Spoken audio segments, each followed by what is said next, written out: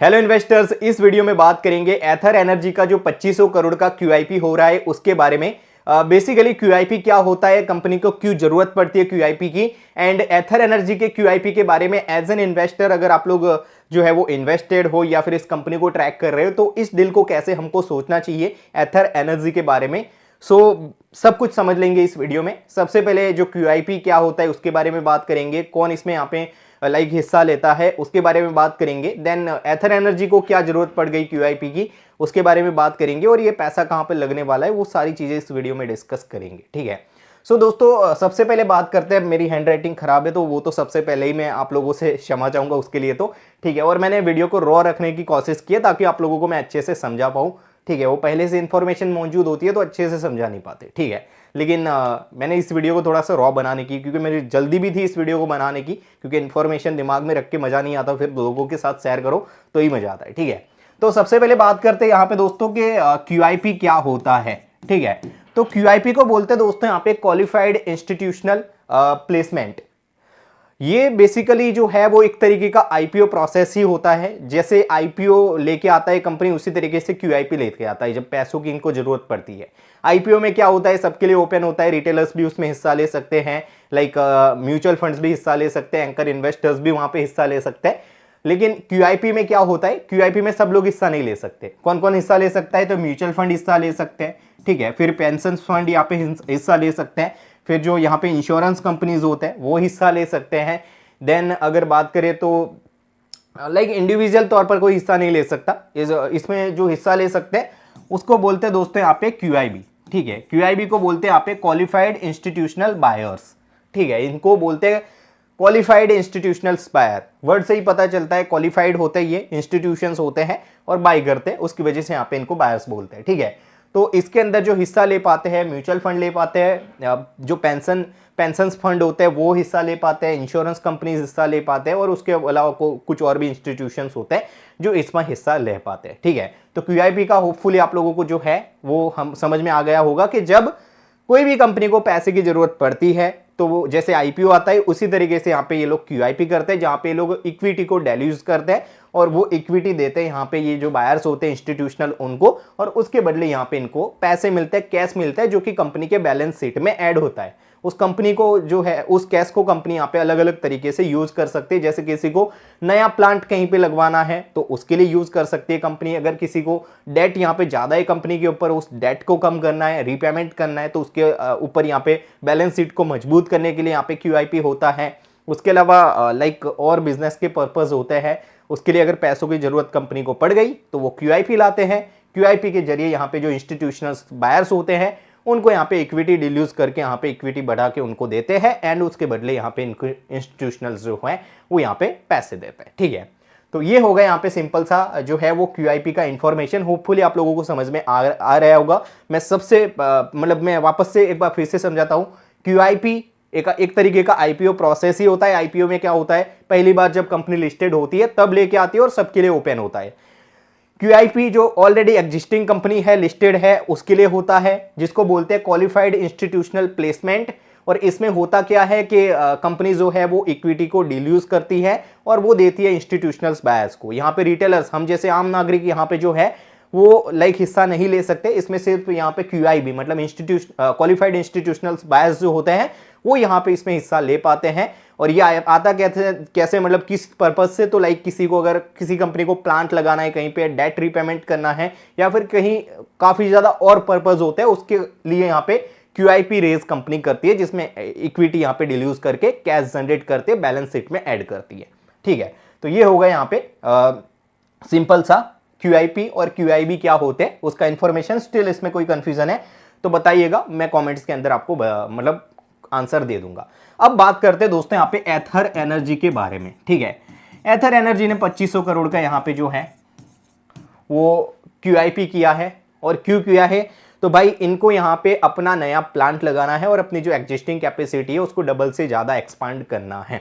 अब इनके शायद 2 प्लांट है, एक साउथ के अंदर और एक शायद हरियाणा हुशूर या होसूर करके कोई जगह है वहां पे है, और तीसरा प्लांट यहाँ पे ये लोग लेके आने वाले संभाजी नगर के अंदर, जो कौन सी सिटी बोलते हैं उसको यार, सिप्स या क्या सिटी बोलते हैं उसको, आइकॉन या कुछ उसको बोलते हैं यहाँ पे, ठीक है। तो पूरा मतलब मॉडर्न सिटी बन रहा है, वहाँ पे अपना फैक्ट्री लगा रहे हैं, ठीक है, और अपना कैपेसिटी को डबल से ज़्यादा एक्सपांड कर रहे हैं। अब कंपनी को उसके लिए कैश चाहिए था, तो इन्होंने यहाँ पे QIP किया है, ठीक है, एंड QIP करके यहाँ पे जो कैश आएगा उससे ये लोग यहाँ पे अपना मैन्युफैक्चरिंग फैसिलिटी बनाने वाले हैं। लेकिन कंपनी को फैसिलिटी की जरूरत क्यों पड़ गई? तो सबसे पहला रीजन दोस्तों, यहाँ पे जो डिमांड है उसको फुलफिल नहीं कर पा रही थी कंपनी, और इस वजह से यहाँ पे इनको एक नया और बड़ा प्लांट चाहिए था मॉडर्न, ठीक है, जिसकी वजह से इन्होंने यहाँ पे नया प्लांट लाना जरूरी था। तो इन्होंने यहाँ पे नया प्लांट उस वजह से ला रहे हैं। दूसरा रीजन, इन्होंने अपना एक नया प्लेटफॉर्म लॉन्च किया है, EL का, EL करके एक प्लेटफॉर्म लॉन्च किया है, जिसके अंडर क्या था दोस्तों, पहले ये लोग जो है ना वो 1.5 लाख के ऊपर के, मतलब जो ये सिर्फ एग्जांपल के प्राइस दे रहा हूं, मतलब जो ऊपर वाले रेंज वाले, ठीक है, अपर रेंज वाले हैं, जो प्रीमियम सेगमेंट के 2 व्हीलर EV हैं उसको सेल करते थे। लेकिन इन लोगों ने देखा कि जो मिड रेंज है, जहां पे अगर बात करें तो लाइक जो 1,10,000 या 1,20,000 या लाइक 1,30,000 के बीच वाले जो स्कूटर्स है, मिड रेंज, जो मास मिड रेंज बोलते हैं जिसको, वहां पे 2 व्हीलर का सबसे बड़ा सेगमेंट है, मतलब सबसे बड़ा मार्केट शेयर है, अराउंड 30% मार्केट शेयर यहीं पे है। टोटल 2 व्हीलर EV का मार्केट शेयर अगर देखोगे तो उसका 30% यहीं पे है, और यही वाला मार्केट कंपनी मिस कर रही थी। कंपनी यहाँ पे जो 1.5 लाख ऊपर के जो व्हीकल्स है वही बेच रही थी। जो मास सेगमेंट है मिड कैटेगरी का, वहां पे कंपनी के पास कोई व्हीकल ही नहीं था, कोई मॉडल ही नहीं था। तो कंपनी 1 से 2 मॉडल यहाँ पे आने वाले टाइम में लॉन्च करने वाली है, और ये जो मतलब मार्केट है इसको कैप्चर करने वाली है। तो अंदाजा लगा सकते हो कि नए जो यहाँ पे ये EL प्लेटफॉर्म आएगा, जिससे ये लोग ये वाला मार्केट जो है वो कैटर करेंगे, तो इनका यहाँ पे मार्केट शेयर भी कैप्चर करने के लिए इनको आसानी होगी, क्योंकि एक नया वॉल्यूम ग्रोथ इनके लिए अनलॉक हो जाएगा। यहां पे तो सबसे पहले कंपनी के पास ऑप्शन ही नहीं था वॉल्यूम ग्रोथ करने का, क्योंकि पैसे मतलब वहां पे इनका मॉडल ही नहीं था। लेकिन अब EL प्लेटफॉर्म लॉन्च किया है, यहां से इनका ग्रोथ आना स्टार्ट हो जाएगा। तो एक नया सेगमेंट वॉल्यूम ग्रोथ में यहाँ पे इनके लिए हेल्पफुल हो जाएगा, ठीक है।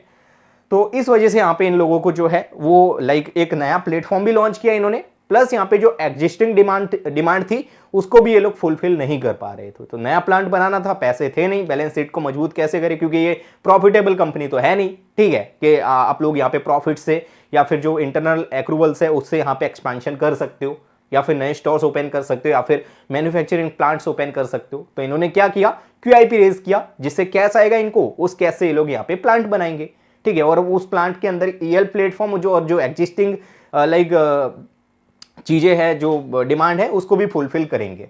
इस प्लांट का दोस्तों बेनिफिट कंपनी को क्या होगा कि इससे यहाँ पे इनका कॉस्ट कटिंग भी होगा, क्योंकि जो न्यू मतलब चीजें हैं, न्यू जो टेक्नोलॉजी इसके ऊपर होगा, प्लस यहाँ पे मॉडर्न फैसिलिटी होगा, तो वहां पे कॉस्ट कटिंग कंपनी का होगा, क्योंकि ऑपरेशनल एफिशिएंसीज बढ़ेंगे कंपनी के। तो इस वजह से कंपनी का आने वाले टाइम में यहां से मार्जिन इंप्रूव होगा। दूसरा चीज दोस्तों यहाँ पे क्या होगा कि यहां से इन लोगों को सप्लाई चेन का जो इश्यू डिस्टर्बन फेस करना पड़ता था, वहां का भी फायदा होगा, क्योंकि ये जो सिटी के अंदर जो है वो अपना प्लांट बना रहे हैं, वहां पे ऑलरेडी जो है वो EV से रिलेटेड जो सप्लायर्स है वो ऑलरेडी वहां पे अपने प्लांट लेके बैठे या फिर अपना सप्लाई लेके वहां पे बैठे हैं, तो उनको सप्लाई इजीली वहां से मिल जाएगी। प्लस तीसरी बात ये दोस्तों रहेगी कि जो वेस्ट एंड यहां पे मिडल इंडिया जो है, जैसे गुजरात हो गया, महाराष्ट्र हो गया, ठीक है, ये सारे जो स्टेट है वहां पे कंपनी को, जैसे मध्य प्रदेश वगैरह, यहां पे कंपनी को सबसे ज्यादा ग्रोथ मिली है पिछले कुछ टाइम से, ठीक है। और आने वाले टाइम में भी ये लोग इस मार्केट को लेके बहुत ज्यादा बुलिश है। जैसे गुजरात के अंदर इनका लाइक आई थिंक 18 to 20% का मार्केट शेयर है, शायद ज्यादा ही है गुजरात के अंदर उससे, ठीक है। मुंबई के अंदर भी मतलब महाराष्ट्र के अंदर भी ये लोग तेजी से ग्रो कर रहे हैं। तो ये जो मिडल इंडिया और वेस्ट इंडिया है वहां पे कंपनी को सबसे ज्यादा बुलिश है कंपनी, और यहां पे काफी ज्यादा डिमांड है। तो कंपनी कह रही है इस वजह से हम लोग वेस्ट साइड के अंदर ही, ये लोग प्लांट कहीं और भी खोल सकते थे, वहां पे इनको सस्ता पड़ता, जैसे हरियाणा वगैरह भी खोल सकते थे वापस से, लेकिन क्यों ये यहां पे महाराष्ट्र में खोल रहे हैं? तो उसका रीजन ये है कि इन लोगों को मिडल इंडिया और वेस्ट इंडिया में आने वाले टाइम में लग रहा है कि यहां पे सबसे ज्यादा सेल्स इनकी आ सकती है यहां से।